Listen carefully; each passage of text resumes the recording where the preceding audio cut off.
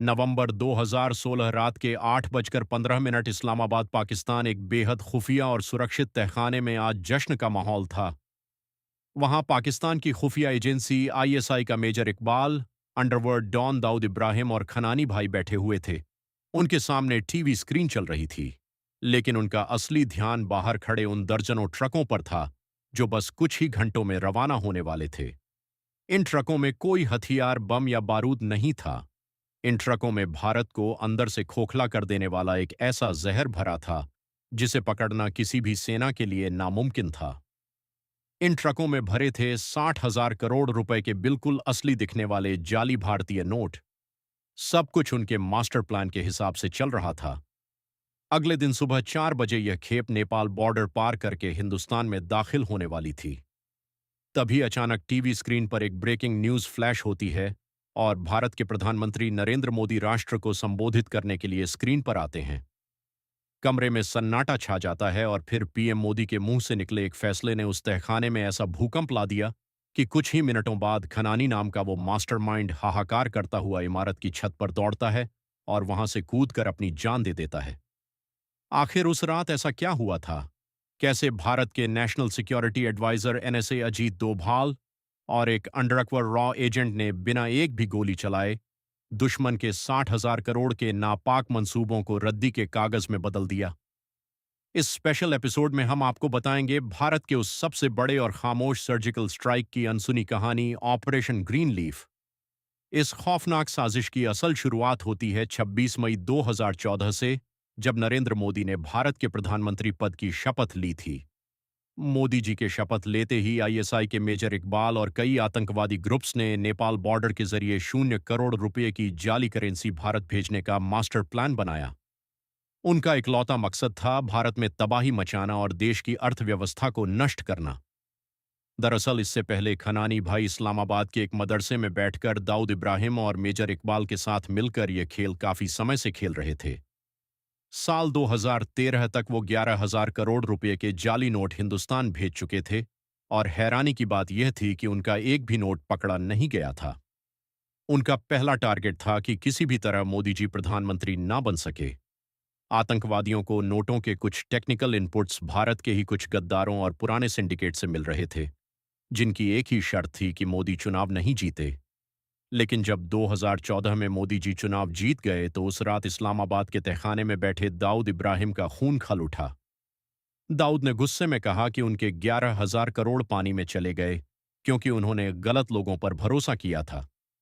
उसी रात उन्होंने तय किया कि इस बार 1,000 करोड़ रुपए नहीं बल्कि सीधे 60 करोड़ रुपए भारत भेजे जाएंगे, और इस बार सिर्फ पैसा नहीं बल्कि साथ में भयानक हिंसा भी फैलाई जाएगी ताकि देश एक साथ दो मोर्चों पर लड़ते हुए घुटनों पर आ जाए। मेजर इकबाल ने इस 60,000 करोड़ की रकम को भारत में घुसाने के लिए नेपाल बॉर्डर का रास्ता सुझाया था। प्लान यह था कि नेपाल से यह पैसा सीधे उत्तर प्रदेश में घुसेगा और यूपी में इस पैसे को रिसीव करने की जिम्मेदारी दी गई कुख्यात बाहुबली गैंगस्टर अतीक को। अतीक का गुंडों का जाल इतना बड़ा था कि अगर पैसा उसके रास्ते से जाता तो पूरे हिंदुस्तान के चप्पे चप्पे में बिखर जाता। लेकिन मेजर इकबाल को एक बहुत बड़ा डर सता रहा था। उसने 2015 में दाऊद के सामने अपनी चिंता जताते हुए कहा कि अगर 2017 के यूपी चुनाव में सत्ता योगी आदित्यनाथ के हाथ में चली गई तो यूपी में अतीक समेत उनका पूरा नेटवर्क खत्म हो जाएगा और नेपाल बॉर्डर वाला रास्ता हमेशा के लिए बंद हो जाएगा। यह सुनकर दाऊद ने साफ अल्टीमेटम दिया। तो नवंबर 2016 आखिरी मौका है। इसी के साथ 9 नवंबर 2016 की वो खौफनाक तारीख तय कर दी गई जब यह 60,000 करोड़ की पहली बड़ी खेप नेपाल बॉर्डर से यूपी में घुसनी थी। भारत में हाल ही में उरी सर्जिकल स्ट्राइक हुई थी और पूरा देश जोश में था। उस दोपहर भारत के national security adviser NSA Ajit Doval अपने दफ्तर के आंगन में टहल रहे थे। तभी उनके एक अधिकारी ने आकर उन्हें यह खौफनाक खबर दी कि पाकिस्तान 60,000 करोड़ के नकली नोट भारत भेजने की तैयारी कर रहा है। यह सुनते ही डोभाल जी एक पल के लिए सन्न रह गए। उन्होंने कहा, 60,000 करोड़ यह बहुत बड़ी रकम है। अगर यह पैसा हिंदुस्तान आ गया तो बाजार हिल जाएगा, लोग डरेंगे और देश की स्थिरता टूट जाएगी। रुभाल ने तुरंत अपने अधिकारी को आदेश दिया कि हमारे उस स्पाई जासूस से संपर्क करो और पता लगाओ कि 60 करोड़ के नोट छप चुके हैं या अभी छपने बाकी हैं। यह स्पाई कोई और नहीं बल्कि रॉ के एक बेहद होनहार और खतरनाक undercover agent major Mohit Sharma थे।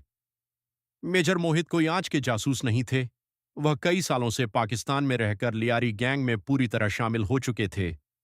वह खनानी भाइयों और मेजर इकबाल के साथ कंधे से कंधा मिलाकर काम करते थे और दुश्मन उन्हें अपना ही आदमी समझकर उन पर अंधा भरोसा करता था। डोभाल का आदेश मिलते ही मेजर मोहित ने खनानी और इकबाल के साथ एक मीटिंग फिक्स की और एक मनोवैज्ञानिक चाल चली। बातों बातों में मोहित ने उनसे कहा कि नेपाल बॉर्डर का रास्ता अब सुरक्षित नहीं रहा है। हिंदुस्तानी एजेंसियां वहां नजर रख रही हैं। मोहित ने उन्हें हिंदुस्तान में पैसा सुरक्षित पहुंचाने के कुछ नए रास्तों का झांसा दिया।